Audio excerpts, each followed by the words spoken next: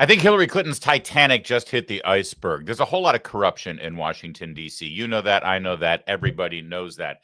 And yet nobody ever pays a price if they've got a D at the end of the name. Well, we just got a bombshell release, another declassification. And if there's ever been smoking gun evidence that Hillary Clinton was behind the entire Russian collusion hoax and that the FBI participated in it on behalf of the campaign, well, I mean, we've got the documents and we're going to show all of it to you and walk you through it one step at a time.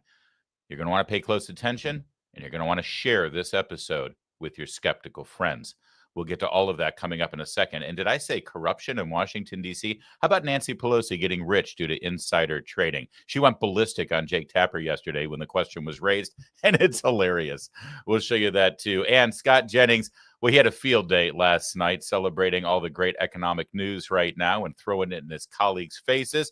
And we're going to have a field day watching him have a field day coming up right now. My name's Larry O'Connor, and you can call me Larry.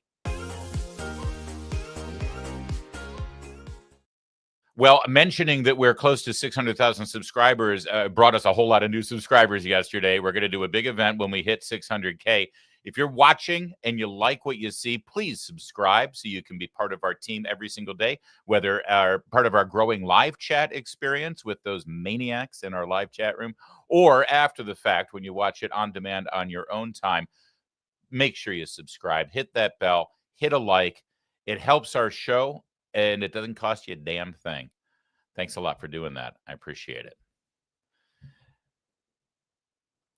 The other day, President Trump put out on Truth Social a meme, a graphic. I'm pretty sure this is generated through artificial intelligence. He called it the Shady Bunch. Perhaps you saw it.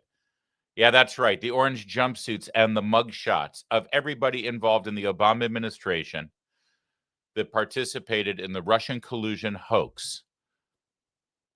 If only this actually came true. If only this fantasy were a reality. Also, why is Obama in brown instead of orange?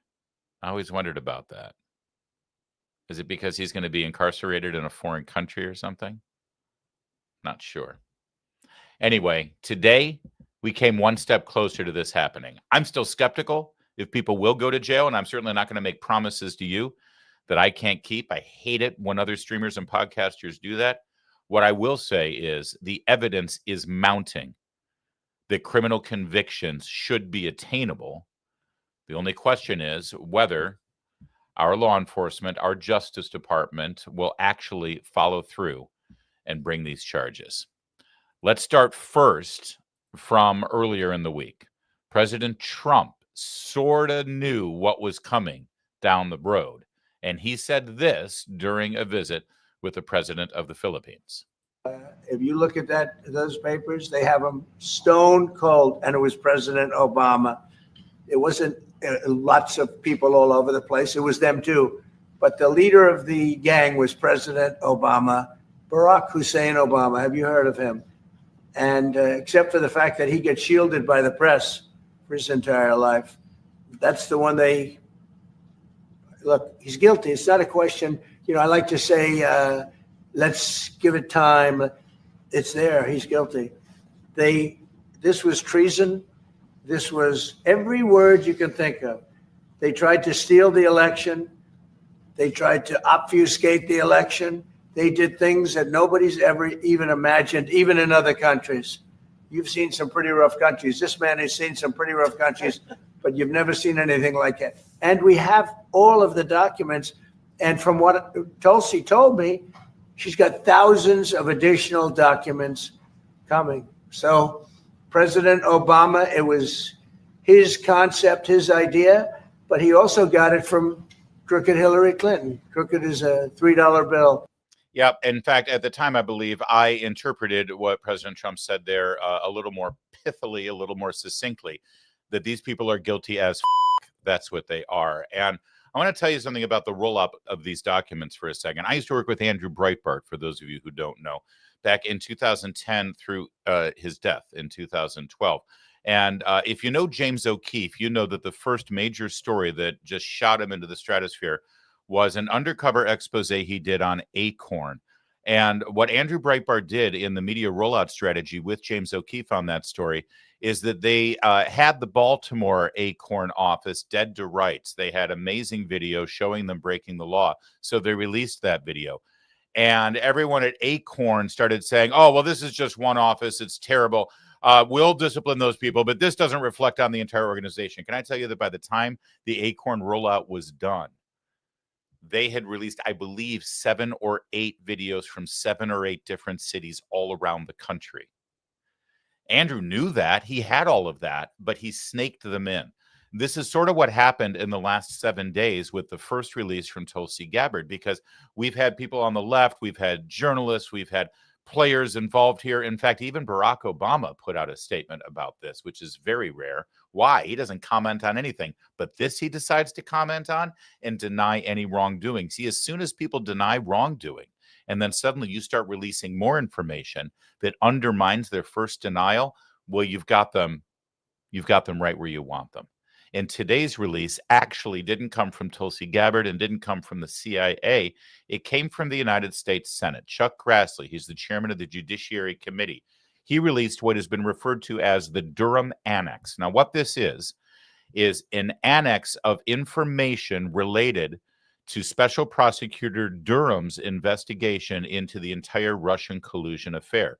He put out a statement and a report for public consumption, but the annex was classified. The annex was just for the chosen few who were allowed to see further details of the crime. And, well, as you can expect, the annex had all of the juicy dirt. And now it's been released. This is what the annex looks like. And yes, there's a lot of redaction still, but there's a lot in here that's not redacted. Do you have and that, it would Larry? be, oh, excuse me. Thank you. There it is. This is the Durham Annex that was released about an hour ago by Senator Grassley. There's a lot of redactions, a lot that isn't redacted. There's a ton of information in here, and we could go through it page by page. There's 29 of them. It would be rather arduous. Senator Grassley, for his part, put together a pretty nice report here with a lot of bullet points explaining exactly what happened with links and references to the pages. What we've done for you is consolidated that even further into what I believe will be some pretty digestible slides so that you can get it and you can see exactly what we've learned here. Let's begin at the beginning. January of 2016. Yeah, that's right. Before there was ever an Iowa primary, before Donald Trump had secured the nomination, January of 2016, the Clinton campaign begins discussions about smearing Donald Trump with a fake opposition research story that he was connected to the Russian mafia. January and March 2016, 2 different memos describe, quote, confidential conversations between DNC chairwoman Debbie Wasserman Schultz, currently a congresswoman still in Florida. At the time, she was also the chair of the DNC, and a guy named Leonardo Bernardo. Yes, that's his real name, who worked for an organization called Open Society Foundations. The Open Society Foundation used to be called the George Soros Foundation. January of 2016, a guy from the George Soros Foundation is emailing with the chair of the DNC. The March memo outlines a plan. It was supported by the Clinton staff and a group called Special Services. We'll get to Special Services in a second. They would prepare scandalous revelations tying Donald Trump to the Russian mafia. And I hope you note, if you're going back and watching this video and you're sharing it with people, we've got references to the pages here on the Durham Annex. And this is all public information. You can look up the source material here as well.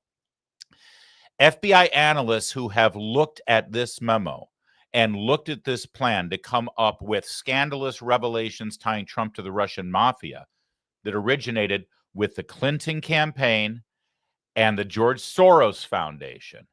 They've decided that the reference to special services means one of 2 things. It either means Christopher Steele, the former MI6 agent who ended up writing the Russian dossier, or it could mean the FBI and the CIA. Let me just pause there for a second. The Clinton campaign in this memo says, yeah, we're going to come up with this plan. We're going to falsely tie Trump to the Russian mafia, and we're going to get assistance from the FBI and the CIA. The government will help the Clinton campaign with this plan.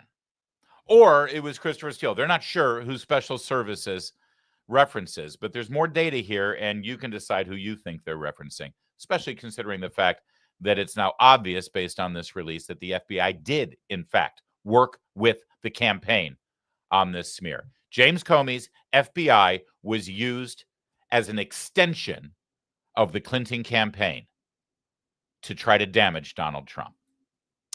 All right. Now, here's the originating emails that we're talking about now that connected to the FBI. There's a July 2016 intelligence package. It included emails from Leonardo Bernardo, the Soros guy, describing how the campaign would rely on intermediaries, like a group called CrowdStrike. That was a group that was brought in to investigate the DNC server when it was supposedly hacked by the Russians. And they kept the server and didn't turn over the evidence to the FBI. Yeah, put a pin on that one too. And Threat Connect. These two organizations would act as intermediaries disseminating the false allegations. Key excerpts of these memos, quoting now, HRC approved Julie's idea about Trump and Russia hacking, hampering U.S. elections. That should distract people from her own missing emails. That line right there is your smoking gun. Up until this point, Hillary Clinton, at the very least, could possibly say, listen, there may have been some overzealous people who worked on my campaign who really wanted to come up, and they got creative and they decided that they wanted to distract from the email scandal. So they came up with this thing, but I had nothing to do with it. This is your smoking gun. HRC approved Julie's idea. Campaign staffer Julie. She approved it. She signed off on it. She said she gave the go-ahead. She gave the green light. Great idea. Love it. Let's go. The campaign was getting bogged down with the email scandal, and they said, we got to distract them. So let's come up with a plan that Trump and Russia hacking hampered the U.S. elections. And that's very key, too, because the narrative ended up being Russia hacked the election, sowing doubt in the American people's minds that Donald Trump was a legitimate president. Analysts believe the emails were likely genuine composites derived from Russian-hacked think tank communications. All right, number 3. The intelligence was briefed on this entire scheme. Now, a lot of this is going to be repetitive for you because we've been telling you about it. But this Durham investigation annex summarizes everything, so we have to rebuild this story. FBI Deputy Director Andrew McCabe, now an employee in good standing at CNN, and DOJ career officials received briefings in March of 2016 about Clinton's smear plan. So let's understand something. The last week of July of 2016 is when the FBI officially started an investigation called Crossfire Hurricane. It was a counterintelligence investigation into Russian ties to the Trump campaign. 4 months before, in March, they already knew that Clinton had hatched this thing. They knew, and they were briefed on this in 2016. On August 3rd, CIA Director John Brennan personally briefed President Obama, Vice President Biden, and DNI James Clapper and FBI Director Comey on this very issue. So Comey knew that this thing was hatched by the Clinton campaign. The CIA, an official assessment in 2017, found that the memos were not dismissed as Russian fabrications, even though they knew the entire time. And by the way, one other thing that's very important, these are law enforcement agencies who know that this plan is hatched from the Clinton campaign. They know that it is fabricated. And yet not only did they participate in furthering the investigation and creating an entire FBI investigation, including FISA warrants, spying on personnel in the campaign, but they never alerted the Trump campaign that this plot was going on. The Trump campaign were the targets of illegal activity, and they never let the victim know that they were being criminalized. The FBI dismissed intelligence without ever investigating it. FBI was reportedly aware the intelligence might originate from the Clinton campaign or be international in nature, but they never investigated it and they never corroborated it. They just took it and they said, yeah, let's go with it because it helps Hillary and it hurts Donald Trump. Agents dismissed the information as not credible, which was a major institutional oversight. Okay. Going on, the use of the Steele dossier. This is a big focus of this Durham report. Despite warnings, multiple warnings, not only being briefed ahead of time that it was Hillary Clinton's campaign content and opposition research, but also career intelligence experts who saw the Steele dossier and said that it was crap. Despite those warnings, the FBI relied on the Steele dossier funded by the campaign to obtain FISA warrants against Carter Page, a Naval Academy graduate who is a veteran of the United States Navy. And as far as I know, he's never had a speeding ticket, let alone acted as a spy. But when you get a FISA warrant on an American citizen so the FBI can spy on you, you have to maintain to a court, a secret court, by the way, that the target is in fact probably a spy working for a foreign government trying to harm this nation. They slandered and slimed this guy, Carter Page, who still, after all of this, has never faced any charges in any way whatsoever. After this investigation, after the Bob Mueller investigation, I don't think he's ever even gotten an apology for any of this. The annex asserts, the Durham annex asserts that the FBI misled the FISA court by omitting known concerns about the dossier's origin and credibility. They knew that there were concerns and doubts about it. They're supposed to supply that to the court when they get their FISA warrant, and they purposely excluded that from their filings. The Durham Annex paints a picture of political manipulation and the political weaponization of our intelligence agencies at the behest of Hillary Clinton. But understand something, none of this happens without Obama approving it. This is the Obama presidency that this happened under, okay? Obama can't say, I had no idea those guys were doing it. First of all, if he had no idea those guys were doing it, he's a lousy president because he's supposed to be on top of these things. But frankly, I think he did know about it, and I think that there's enough evidence to show that he directed this behavior. The Durham Annex paints a picture of political manipulation, a strategy conceived at the campaign level to smear Trump with the Russian narrative, known to top intelligence officials and the White House. Remember, Obama was briefed by John Brennan, the CIA director, in early August about this. All of these warnings were systematically ignored by the FBI, even as the Bureau engaged in surveillance based on opposition research from the same political actors. Let me just tell you something.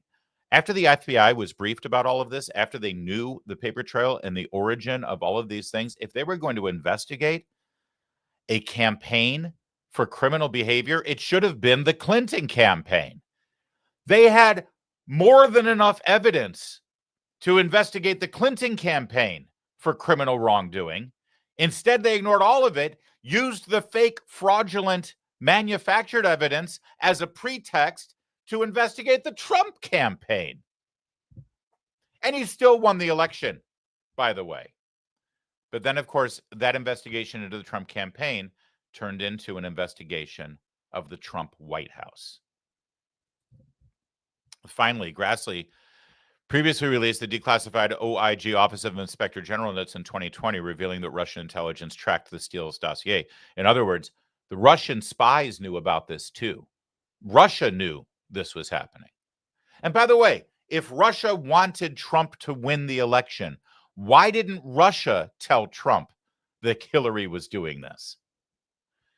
FBI had reports in 2017 acknowledging potential Russian fabrication. These materials support the annex's critical findings. Here's the bottom line, or not the bottom line, but let's just break it down. This was a Clinton campaign plan. It was proposed and approved as a strategy to smear Trump as early as January, February, and March of 2016, before Trump even secured the nomination. Everybody says, well, you know, Trump was so suspicious because Trump told Russia to hack Hillary's email. So, of course, we should have investigated him. Look at him. The things that he said, it made it sound like he was working with the Russians. They planned this months before Trump said that joke at a press conference about the emails. The Bernardo emails and intel. These are campaign-linked emails, described media and law enforcement coordination. They already knew that the FBI was going to coordinate with them and help them with this. And this Bernardo guy is with the Soros Foundation. High-level briefings. The president, the vice president, DNICA, and FBI were all briefed on the details of this. The FBI dismissed the intel. Analysts labeled it not credible. There was no follow-up, no investigation. Instead, they went ahead and investigated the victim. And the Steele dossier and the FISA misuse, they used politically funded intel and court filings concealed credibility issues. The Durham Annex strengthens the argument that the Trump-Russian narrative was manufactured, politically motivated, knowingly ignored by federal law enforcement. Campaign-linked opposition research was used against Trump. Intelligence pointing to that political origin was dismissed. Leadership claimed ignorance or actively ignored the signs, allowing institutions to be weaponized. Senator Grassley also framed this as one of the most profound cases of political manipulation in U.S. governance history. And now we have the documents to prove it. All right. So what can we show you more about this in terms of the context? How about this? In 2020, when the overall Durham report was released, without all of these details in the annex, there was reference to emails between Debbie Wasserman Schultz, then the director of the Democrat National Committee, the chairwoman, and also a congresswoman, and this guy from the Soros Foundation, right? That was in there. I remember when I saw this, I was like, wait a second, didn't we hear about these emails with Soros before? Yes, we did. Here is what their story was at the time. Okay, this is 2020. Thank you to Maze for finding this video. As always, subscribe to Maze on X. The document reportedly came to the attention of U.S. intelligence officials from Dutch intelligence. It included discussion of an email exchange between former DNC chairwoman Debbie Wasserman Schultz and Leonard Bernardo, an official with Open Society Foundations run by George Soros. According to the Times, Wasserman Schultz allegedly told Bernardo that then Attorney General Loretta Lynch would not charge Clinton with a crime for having the private email server. Wasserman Schultz and Bernardo have both denied even being in contact with each other, suggesting the document was a fake attempt by the Russians to throw a wrench into the U.S. intelligence community. A spokeswoman for Bernardo sent me a statement today. I want to read part of it. Quote, Bernardo has never spoken with or corresponded with Congresswoman Wasserman Schultz in any fashion. The email mentioned is fictitious disinformation. Did you catch that? They're saying that the email is fake. That we don't know each other, never talked to each other. It's a fake, fraudulent email. And I'm sorry, who faked the email? Who fabricated the email again? Server Wasserman Schultz and Bernardo have both denied even being in contact with each other, suggesting the document was a fake attempt by the Russians to throw a wrench into the U.S. intelligence community. The Russians did it. The Russians did it. It's incredibly convenient, isn't it?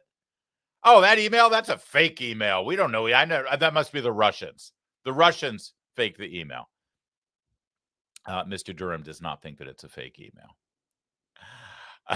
To say the least. All right, so let's see how other people are covering this story, and let's see if we are over the target in our summation about what's sort of the smoking guns here. We love Margot Cleveland over at The Federalist. She has the same document. She says, let's see. Oh, here we go. Whoa, Russia hacked Soros's Open Society Foundations.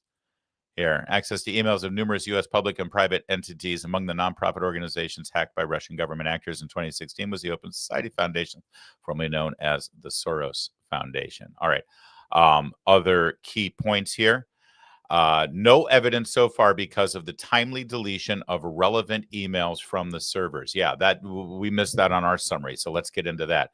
These reports reference purported communications between Bernardo and others, in particular, blank 2016. Let's keep going. On January 12th of this year, during a confidential discussion with Jeffrey Goldstein, a representative of the Soros Foundation on Eurasia, Democratic National Committee Chairwoman Debbie Wasserman Schultz characterized the situation in her party in light of the growing scandal around Hillary Clinton. Information released to the media in the last few days about FBI investigating possible corruption relating to the Department of State. Preferential treatment of donors to the Clinton Foundation caused a significant negative reaction inside the party. At the same time, the leadership of the Democratic Party had known about the information since June of 2015. According to Wasserman Schultz, FBI so far does not have persuasive evidence against Hillary Clinton because of the timely deletion of relevant data from email servers. In other words, they knew they had scandals brewing. They knew they had potential crimes. But Debbie Wasserman Schultz said in this email, but it looks like we're going to be fine. It looks like the FBI can't bring charges because of our timely deletion of emails. There's another word for that.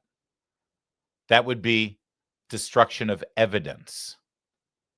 That would be obstruction of justice. Those would be crimes, federal crimes. The Debbie Wasserman, by the way, also in these emails, there was an assurance that there was minimal risk that anyone would ever get a hold of the emails. What were they hiding? What were they hiding? I thought that Hillary was an open book. During confidential contacts on March 5th with Leonardo Bernardo, Soros Fund Eurasian Regional Director, Debbie Wasserman Schultz, chairperson of the DNC, characterized developments in the pre-election campaign of Hillary Clinton the following way. In relation to the consensus reached among the Democratic Party leadership regarding the candidacy of Hillary Clinton, Barack Obama sanctioned the use of I got to slow down here. Please listen to this. Regarding the candidacy of Hillary Clinton, Barack Obama sanctioned the use of all administrative levers to remove possibly negative effects from the FBI investigation of cases related to the Clinton Foundation and the email correspondence in the State Department.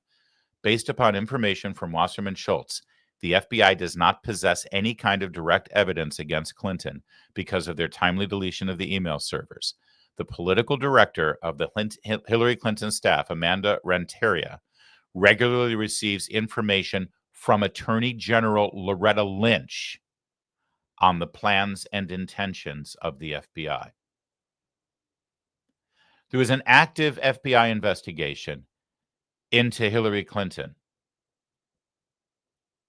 and the Attorney General was giving regular updates to a Clinton staffer about the plans and intentions of the FBI. In other words, it sounds like, based on what I'm reading, that the Attorney General, Loretta Lynch, was giving the Clinton staff a heads up on where the FBI was looking so that they could be a few steps ahead of them, to hide things, to delete things, to erase things, to shred things. Active work is being done questioning potential witnesses who are mostly computer specialists in the Clinton private circle. They represent the only tools which may be used in this matter. Therefore, the threat is minimal. So you got the Attorney General giving the Clinton staff a heads up, and you've got Barack Obama sanctioning the use of all administrative levers to remove possibly negative effects from the FBI investigation. That's the President of the United States giving approval to the White House and the administration to do whatever they can to help Hillary Clinton. For those of you who aren't aware, the White House is not supposed to work on a campaign or to do anything to help a campaign. That's illegal. That's against the law. That's a crime. Did I mention there are smoking guns here? Now, Margot Cleveland points out the special services thing. This is something very odd. Among other things, the Clinton staff, with support from special services, is preparing scandalous revelations of business relations between Trump and the Russian mafia. Currently, they're studying his connections to R.S. Agalarov, owner of a group of companies, the Crocus Grupp, Timer, all of these Russian names. But we don't know what special services is. That's been something that everyone's speculating on. And as I said, you can say what Brennan, Clapper, and Comey call themselves, special services, or the FBI wasn't sure when they looked into this for the Durham report. Special services might have referred to Christopher Steele. And then finally, Margot Cleveland. With regard to the discussion in the last paragraph of this memorandum of scandalous revelations that the Clinton staff was repairing with Russia from special services, the words that FBI linguists translated as special services are Russian words that one analyst believed at the time referred to the FBI and the CIA, or more broadly, to the intelligence and law enforcement communities. Another analyst caveating that it was speculation then that perhaps the phrase special services in this context could refer to Christopher Steele, Crump dossier author Christopher Steele, who, according to media reports and Steele's own testimony in UK legal proceedings, formerly worked as an intelligence professional for the British government. In addition, the office has determined that at the time of this memorandum, Glenn Simpson's firm, Fusion GPS, was in fact preparing open source opposition research regarding Trump's reported ties to Russian oligarchs. So special services, did it mean Comey and Clapper and Brennan, or did it mean Christopher Steele? And Margot Cleveland points out they had this in March of 2016, but found it not credible because of multiple lawyers. That's the dossier. You need more evidence to investigate the attorney general, but not the frickin' president, he says. She says, excuse me.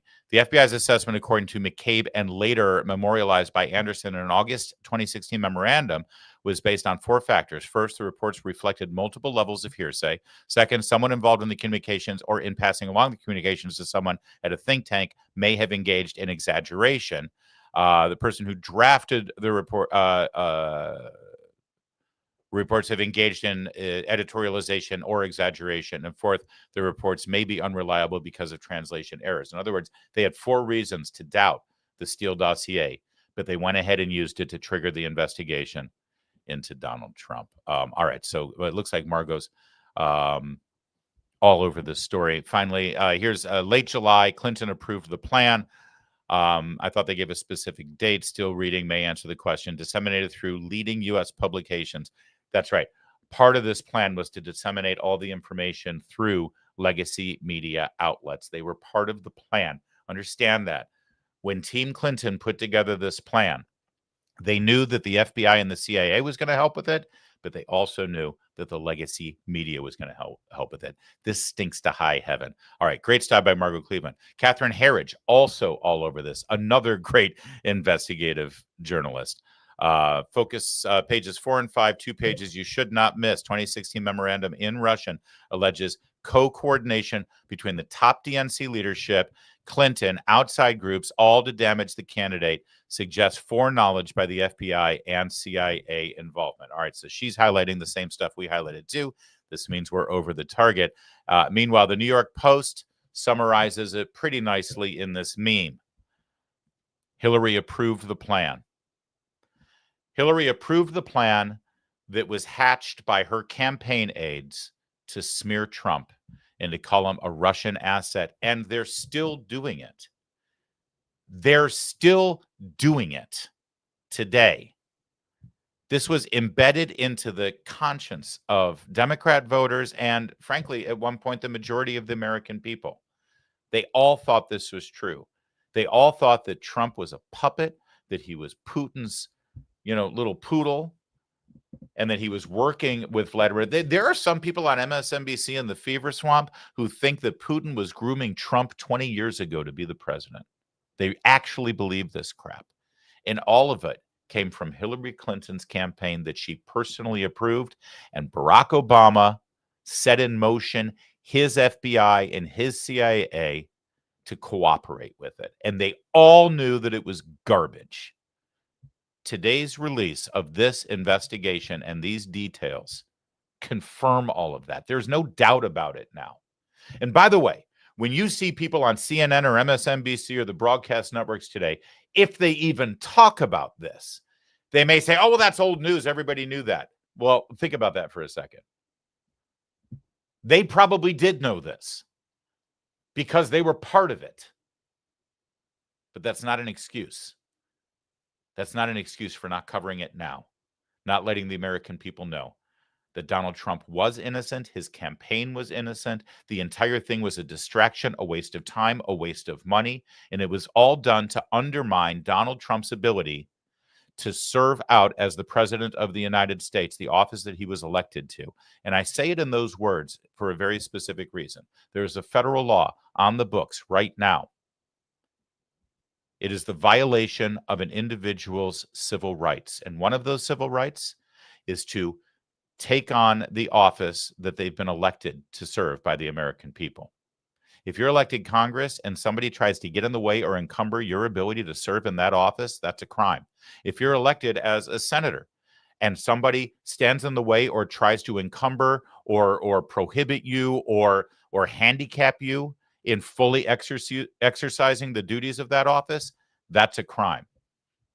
And if you're elected president and a team of very, very powerful people create a giant lie and a giant hoax that triggers a criminal investigation and eventually a special counsel investigation, all designed for the purpose to hamper your ability to serve as president of the United States, to encumber you to be an effective president of the United States, to undermine your leadership and your authority as the president of the United States. Yes, you better believe that is a crime.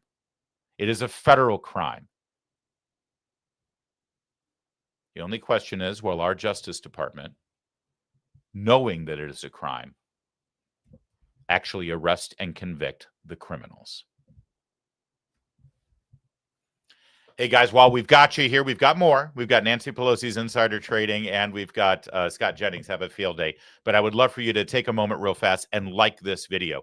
I know you like it, and I know how many are out there watching right now, and about half of you have hit the like button. So give us a like right now. It's huge for us. It helps us a ton. And if you're not already a subscriber, why don't you do that now? Because we've got so much to talk about every single day, and I want you to be a part of that conversation. Really appreciate it. Thank you so much. Thanks. No, really, thanks. I said thank you. Donald Trump thinks that there's something wrong in Congress when Nancy Pelosi can use insider information, allegedly, to trade in the stock market, allegedly, or maybe have her husband trade on her behalf, allegedly, and make billions of dollars. No, that part is true. She's gotten really, really rich.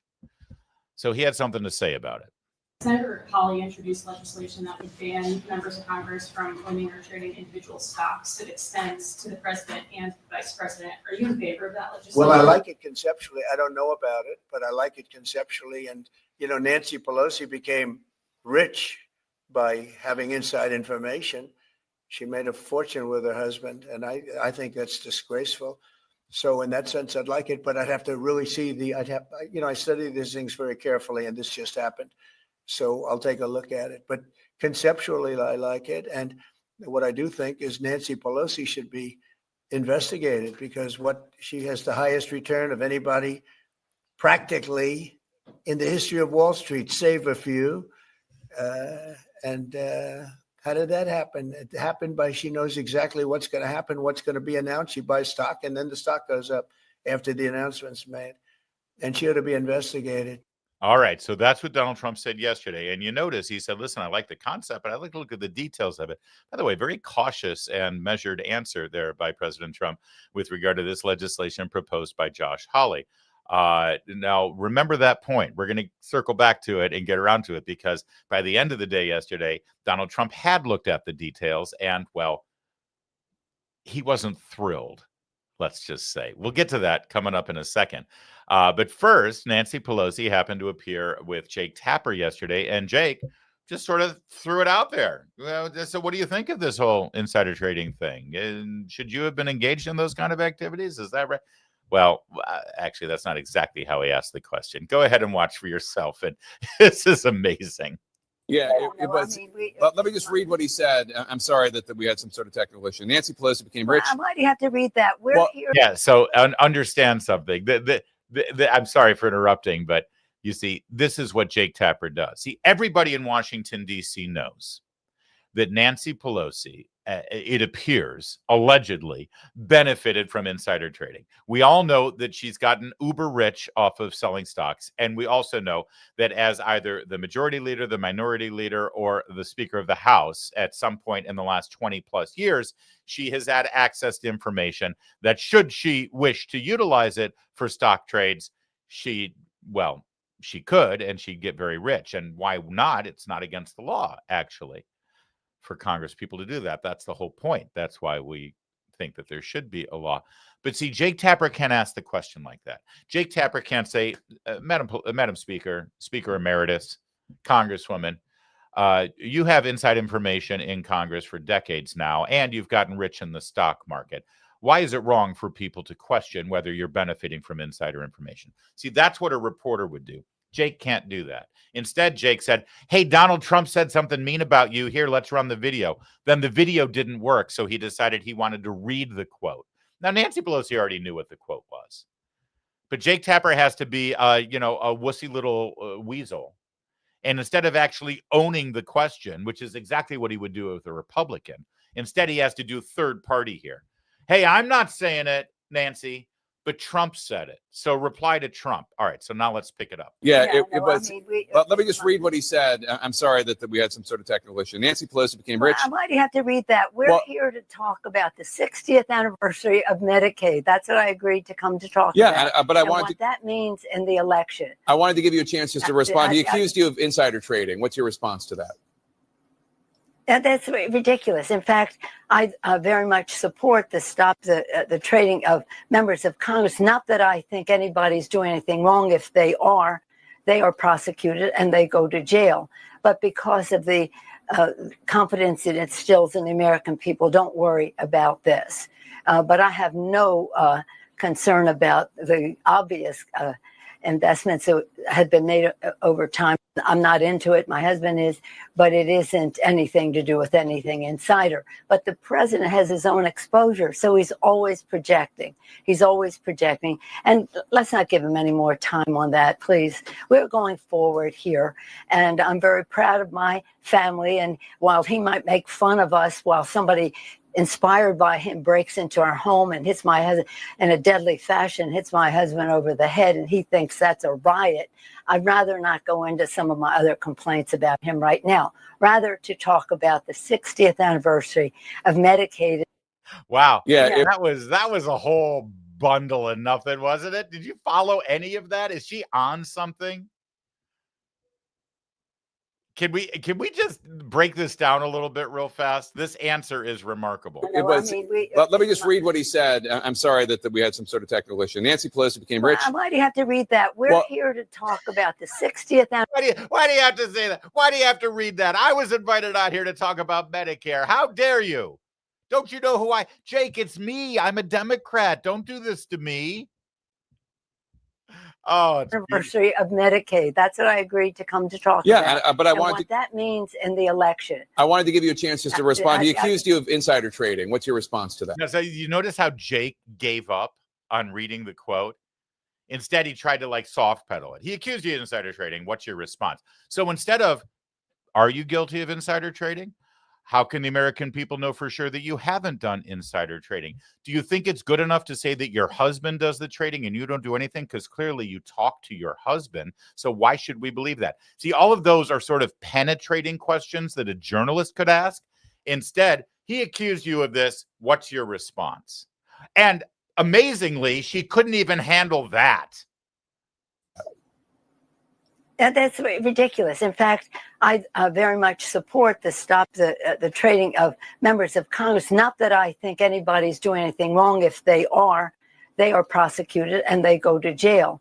But because of the confidence it instills in the American people, don't worry about this. Was that a complete sentence, or was that 5 fragments of a sentence mashed into one? Is this the vodka talking? This appearance by Nancy Pelosi brought to you by Kettle One. So that's ridiculous. I support the law that prevents people from insider trading. Not that I think there's anything wrong with anybody trading, but if you do, you should go to jail because it undermines the confidence in the American people. That makes sense. but I have no concern about the obvious investments that had been made over time. I'm not into it. My husband is. There it is. I'm done with her. All the investments that have been done over time, I don't do it. My husband does. That's a hell of a trick. Hey, everyone, don't try that at home. Okay? When the IRS comes knocking, don't try what Nancy Pelosi just did.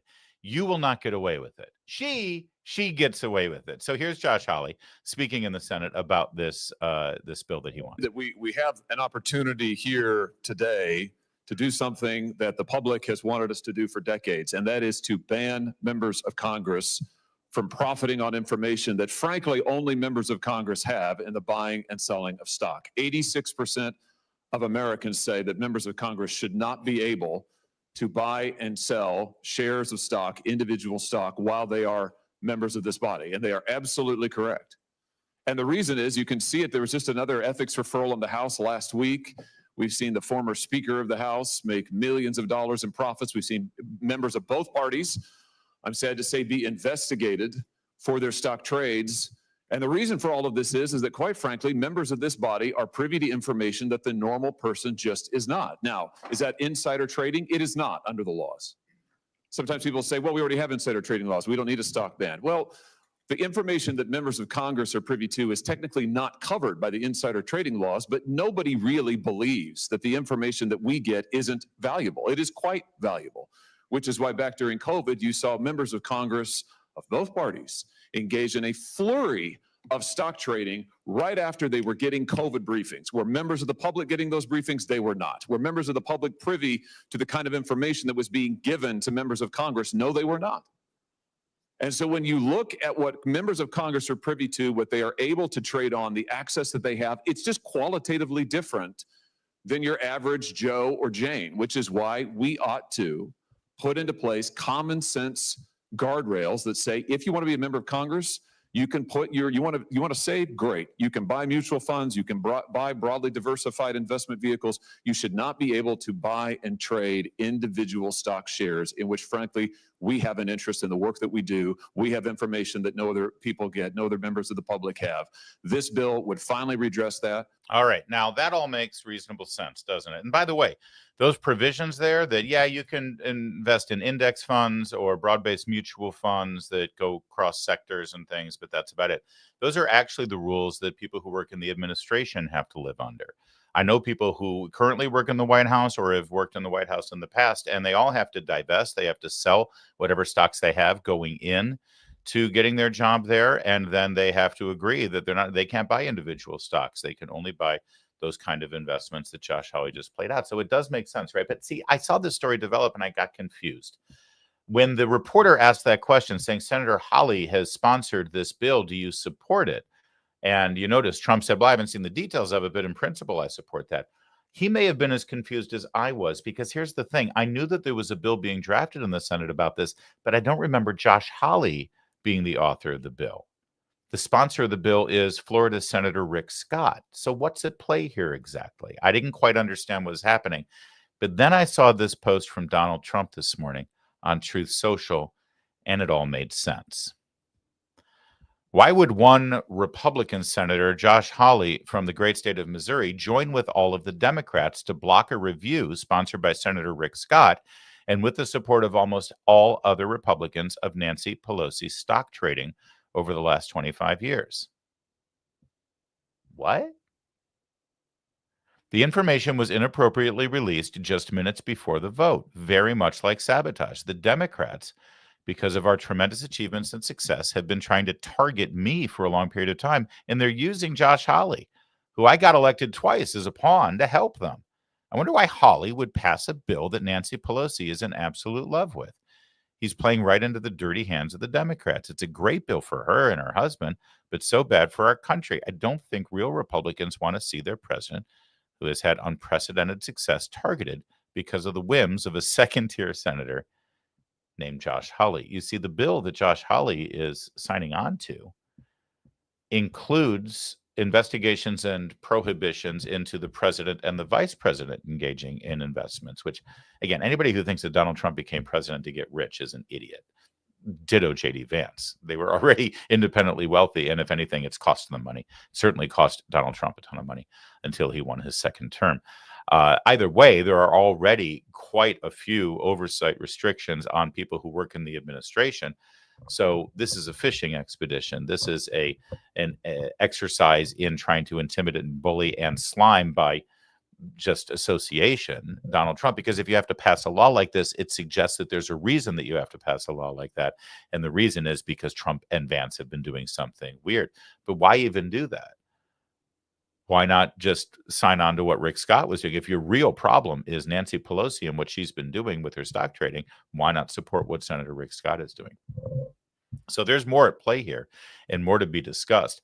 But frankly, here's the bottom line. Whatever Donald Trump said yesterday in response to the question about the insider trading bill about Nancy Pelosi drove Nancy Pelosi bat crazy. And anything that does that has got to be good. Yesterday, we spent some time sharing with you all of the good economic news. We compared it to the bad economic news during the Biden administration. And then we showed you how people were reacting to it, good, bad, and ugly. And last night, our pal Scott Jennings, our colleague here on the Salem Media Empire, he's a radio host here. You should check out his show every day. He had a field day on CNN with this great news. Take a look. Well, I would just like to go, but I'd like to build a DeLorean and go back to April when everybody here was predicting likely to cause a recession. Investment stops and a recession happens. They're not talking about a U.S. recession. They're talking about a global recession. What was happening in April, lead to recession. Eventually, there being a reception. Hold on a second. Very cleverly. If he's chosen to pick I my just words, want to point just out, a second, you sir. called it. You called the recession. You And called it. and You took your shoe off. And Joe, oh, would you like to see that again? You took your shoe off. You brought cookies out here. 15% shoe. You took your shoe off and you said there was going to be a recession. Listen, Scott, GDP is it's 3%. too early to give a final called it. verdict. All right, Scott, It's too what was- early. Just a second, Abby. Yeah. He's basically calling me out here. It's too early to give a final verdict on the tariffs. You may wish to, but at the moment, it can't be said what the long-term effect is going Richard, to be. I am just a journalist, and all I No, you're not. all I can Scott. do is read the economic It's a data. bit of a stretch. but- 3% Scott, sorry, GDP, Scott Jennings. trade deals, record high in the stock Oh, come market, on, these trade cooling deals, inflation. these trade deals are Hold on a second. garbage. It's actually much simpler. Garbage? Yes. Hold Oh, on a second. brother. It's much simpler than this. Just one second, because I think it's super important to understand. Scott, what was happening in April of this year, 2025? What was happening then? The president- What the did the president- president announce the on president- that week, the Yes. first week of April? What did he The announce? president was implementing What did his, he announce, his Scott? tariff agenda, And what were those tariff levels? and well, they were different for different countries. Okay, so but, let me. but okay, every hold on, single hold person on. predicted Hold on, calamity. Scott. Calamity. Scott, you can't skip steps Calamity. here. And there is none. What were those tariff levels? They were different. He had a They chart were, for different not just countries. different. They were 2 to 3 times higher than the current tariff levels. Did So? those tariffs go into place, Scott? It's different for every country. Scott, It's different for every it's country. a simple question. Did those tariffs go into place? He has delayed Yes or no? some of the tariffs. Yes or no? He has delayed some of the Did tariffs, any and of he's the made tariff? deals, Did any of and the? he's implemented Did others. any of the tariff levels that Trump announced on that week? Did they ever go into place? Some tariffs have been implemented, some have been delayed, and some deals. The have been answer made. is they did not. They did Some not. tariffs have been And implemented. all of those, Some tariffs have been implemented. all of those quotes. That's why we have all this money We actually coming in. we have them here. Even you, Hold you on a said, second. You're playing with numbers here. We have them No, here. No, back in April, you guys are so mad. Why aren't you rooting for Because- failure? because- Why does this table root for failure? Quiet, please, because you are saying that You're you rooting are for taking, failure. you are taking a number of 40, 50, 60% back in April, and you're comparing it to a number of 10, 15% now. Fine, but so it that's- was his strategy to negotiate and create leverage Scott, and but give us the that's still- situation It we're is in completely today. okay, Sir Michael. I will let you talk, but I just have to say, completely disingenuous Yeah. to suggest. I'm sorry, that, hold on, you were the one Scott, calling please, for a recession just in give me- April, just not me. Give me 1 second. You Let's- called for it. Give me 1 second. Please let me finish. It is completely disingenuous. Wait. I'm sorry. I've tried not to interrupt because it's such. Did Abby Phillip just throw attitude around that table and admonish Scott Jennings for interrupting her and not letting her finish? Is that what just happened? Has Scott Jennings ever completed a sentence on this show without hearing Scott, Scott, Scott, Scott, Scott? Can you believe that? I'll let it's almost over, but we need to go back and see that moment. Abby Phillips spent this entire segment trying to interrupt. I thought this was a roundtable show where people with diverse political opinions sort of have it out a bit and they go after each other and they go back and forth. That's what the show's supposed to be. And she's constantly getting in the middle of it as if she has some, revealed wisdom that no one else at the table has that she must put there. Let me just be clear here. It's so obnoxious and just sort of ruins what the show's about. But this moment in particular, negotiate and create leverage, Scott, and give us the situation we're in today. Okay, Michael, I will let you talk, but I just have to say, completely disingenuous to suggest. I'm sorry. That, hold you on, were the Scott, one calling please, for a recession in April, not me. Give me 1 second. You called for it. Give me 1 second. Please let me finish. I am stunned. I am astounded that she, of all people, would dare to play that one. Just don't interrupt me. Don't you dare interrupt me. Let me finish. Okay, fine. I'm going to let you finish. It is completely disingenuous to suggest that what economists said would happen if Trump imposed 50 and 60%. Oh, let's jump all the way up to 135% level tariffs on this economy would have been a recession. Those levels never happened, which is why there has been no recession. You sound so disappointed. it's not that complicated. Amazing. And let's just be clear here. It is completely right and completely appropriate, completely aboard, and incredibly genuine, not disingenuous at all, for Scott Jennings 3 months later to say, y'all said we were going to have a recession. We just had 3 percentage points GDP in the second quarter. And everyone's like, oh, well, but then the tariffs were pulled back and the tariffs. I guarantee you, the day the tariffs came out and the stock market had a rough day and everybody was screaming, Trump is ruining this great economy and Trump's done this and Trump's done that and they're going to have a recession, maybe even a depression, and we'll never come back. I guarantee you, Scott Jennings said what every sane, rational observer who isn't just on television to attack Donald Trump, but actually wants to reveal some facts and information to the viewers, which I thought a television show was supposed to do. I guarantee you, Scott Jennings, like the rest of us, said the same thing, which is, hold on. He has announced that these tariffs will go into effect in the future unless other countries reach a new trade deal with him to right the imbalance that we have and to undo the tariffs that they're putting on us or other non-tariff barriers like VAT taxes and other restrictions that our companies have to deal with in their country, but their countries never have to deal with in ours. The tariffs are a tool. They are a threat. It's possible that they might go into effect. They might go into effect at this level. They might go into effect at a higher level. Or all of these countries now, starting today, and the clock is ticking, they can come to the Trump administration. They can come to the United States hand in hand and say, okay, you're right. Just like the European Union did last weekend. Yeah, we do have a trade imbalance. So let's do this and let's do this. And we're going to make things a little bit better. And you don't have to give up anything, which is exactly what happened with Europe last weekend. Now those countries can come in, they can negotiate. And by the time we get to August 1st, we'll see where we are. Scott Jennings said that. He predicted it. They all laughed at him. They talked over him. They interrupted him. They threw him out of the room as a crazy right-wing MAGA fascist. They were the ones who said, that's it, it's over. We'll have a recession. We can't do it. So now Abby Phillips is like, well, I mean, Scott, you're being really disingenuous because he pulled back those tariffs. We were making our predictions based on the tariffs. It's like, no, dude. You were making your predictions thinking the absolute worst and assuming that Donald Trump is a numbskull or evil or both. And you were putting, your hair on fire because you're trying to attract the lowest common denominator of Trump hater to watch your show. And for some reason, people who hate Trump feed on this kind of negativity to make them feel better or intellectually superior or morally superior in some way so that they can say, see, I told you Trump is awful. Come on, give me more. Feed me more of that so I can feel better about me and how I feel about Trump. And that's all they do. And Scott Jennings is just sitting there saying, guys, chill. He's negotiating. He's working on a deal. He's now told them what the worst case scenario is if they don't make a deal. And, call me back in a few months and see what happens. And if anybody doesn't understand that, recognize it, or acknowledge it, like Abby Phillip just did and half of that table, they're just lying. They're just lying. And so that's why it's rather remarkable for Abby to throw around the term disingenuous while coordinating this conversation. All right, a little bit more from this one. This clip from Media Research Center. Love those guys.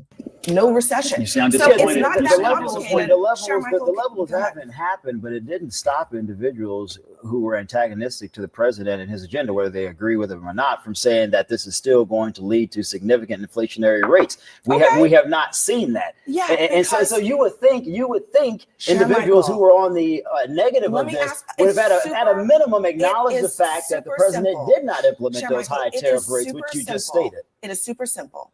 Did Donald Trump implement the tariff levels that he No, I acknowledge that the tariff levels my point is when you evaluate whether or not inflation has resulted from those tariff levels, how are you evaluating it? Because they haven't gone into place. So obviously, inflation hasn't increased to the levels that people projected if they had gone into place. We're arguing two different things. The point that I'm making is individuals who said at the time that this would lead to a recession continue to make the same argument despite the fact that those tariff rates were not implemented. That's the point I'm making. And no one here is willing to acknowledge that fact.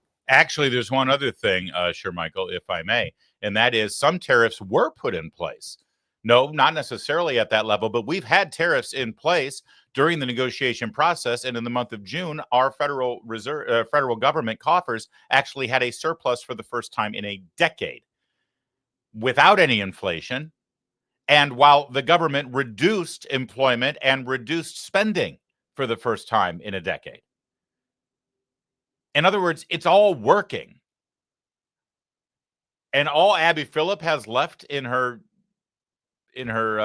quill is to say, well, they didn't implement the tariffs they were expecting. He never planned on implementing those. They were projected if people didn't come to the table and negotiate. And I do love that because we were told up until this point that all tariffs are bad, all tariffs are evil, all tariffs will ruin the economy. It has no tariffs or nothing, even though other countries around the world have tariffs and they're not constantly in a depression, right? But no, any tariff. But now the narrative is, well, he didn't implement tariffs at those levels. We had different. Oh, so you're okay with tariffs at certain levels? Is that the new argument? Let me know because I'm just trying to keep it straight. But that's what, passes as an intelligent and reasonable political conversation on CNN these days, which makes us wonder here. I mentioned the other day that someone had tabulated all of the ratings for the entire evening lineup of CNN, every single show from Jake Tapper, who's right before Jake Tapper, I think it's Wolf Blitzer, all the way through the show at midnight. And all of those shows combined via the Nielsen ratings estimates were still, if you combine all of those viewers, it was still less than the same night of viewers that tuned in to watch The Five on Fox News. Remember, I gave you those numbers to you yesterday. So let's see how CNN is doing on the whole, shall we? These ratings shared by two former CNN employees, so I'm thinking that they're enjoying this themselves. Oliver Darcy there, amplified by Chris Cillizza. The cable news network, CNN, averaged only 497,000 total viewers in prime time for the month of July. Despite unrelenting waves of major news, MSNBC, by comparison, averaged 865,000. Meanwhile, Fox News averaged 2.4 million. Hold on, let's just do some quick math here. 497,000, rounded up to 5. That would be 1.365. Actually, take the 3,000 away. 1.362. So CNN and MSNBC combined averaged 1.362 million viewers, and Trump had almost twice that much. 2.4 million viewers. That's That's a disaster for both networks, but it's definitely a disaster of a monumental earthquake tied to a volcano, tied to Titanic hitting a iceberg as the Hindenburg explodes overhead disaster for CNN. 497,000 total viewers in prime time for the month of July. I'm pretty sure a handful of segments from this show has had more viewers than that this month. And if you combine them, forget about it. So basically, we're beating CNN. And we're not on in prime time. And knowing how bad CNN is, I realize that's not really much of a brag, but we'll go with it because our budget's a lot smaller. All right, that's it for today's show. Thank you. Like and subscribe, please, while you're here. Don't forget, make sure you throw us a like. Make sure you throw comments down there because I'd love your reaction to all of that. And what do you think is up? It's still very curious, this whole Josh Hawley and Donald Trump, Nancy Pelosi insider trading thing. There's still more to that story. And I hope you enjoyed our show. And I also hope you enjoyed the way we walked through the latest revelations about Russian collusion. There are other YouTubers, streamers, podcasters, and for that matter, cable news hosts that will barely talk about that story. Or if they do, they'll get kind of convoluted about it. They'll act like it's too confusing. They'll act like there's too much to get through. Not here. This is critically important, and it's huge, and it's developing every day. So I appreciate you being with us as we systematically, point by point, lay out exactly what was done here. Because we all lived through that nightmare, and it was awful. And there needs to be actual justice at the end of the day. And if you're not getting the same kind of information and reasonable explanation of this hoax from your other news sources, you should let them know that you demand it. Otherwise, there's something wrong going on the other side of the screen you're watching. Not here. We're all over it, as we are on other websites, at Town Hall, at Red State in particular. They're covering it quite well. Hot Air, PJ Media, Twitchy, and Bearing Arms. Take a look at all of our websites here at Town Hall Media. All right, thank you so much for watching today, guys. Do we have any super chats to get through, Kevin? Oh, thank you. Psychological Projectionist. Boy, he's throwing a lot of pound notes our way. Quiz Liar has karma a nag. Jail time tease a nag. Anagram. Oh, anagram. Liar, I have no idea. Liar has karma. Oh, liar has karma anagram. Hang on. Anybody? Maybe we should let the comments in the live chat figure that out. All right, chat. You got it? I'm not good at anagrams. All right. Dennis Harmon with a $25 super chat. Dennis, thank you so much. Have I mentioned that's my dad's name? Larry, keep up the good work. Thanks, brother. Doing my best every day. Thank you, Dr. Grandma, with a $2 super chat. Psychological protection is Darvo, deny attack, reverse victim and offender. That is 100% what the Russian collusion hoax was. 100%.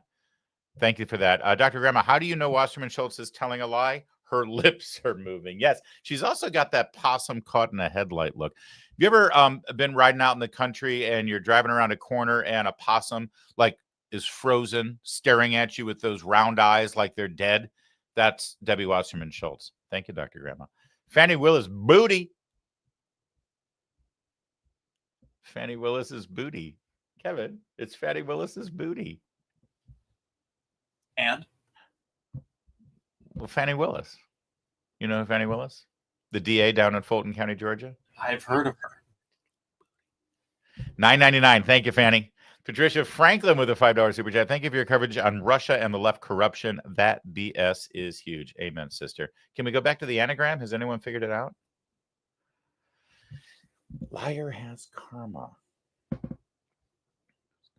Jail time tease. Slant chin. Jail time. God, I suck at anagrams. I'm sorry. The first one is Kamala Harris. Oh, well done. Kamala Harris. And, well, then the second one should be easy, right?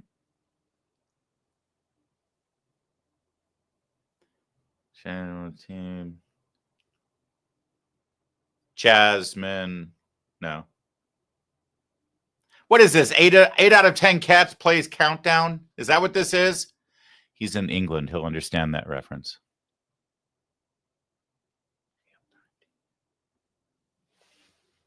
Tisha James? There's not Letitia in there. There is a James. No, it can't be Letitia. Tish James? James. Letitia. Oh, okay, Letitia. It is. No, Letitia has a C, though.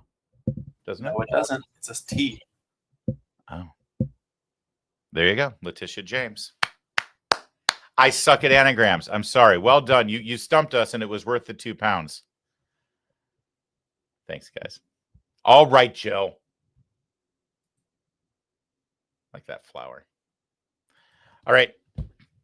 That's it. We're done. Hey, take a look at my buddy Bradley Devlin, who does a podcast at Daily Signal. I sat down for an hour with him in studio yesterday, and I think that video podcast will be released today. It's the Signal sit down.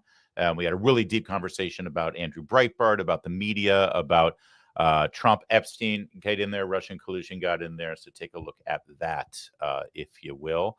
And what else have I got to tell you? I think that's it. We'll be back tomorrow, same time, same place, with our buddy Chris DeGaulle.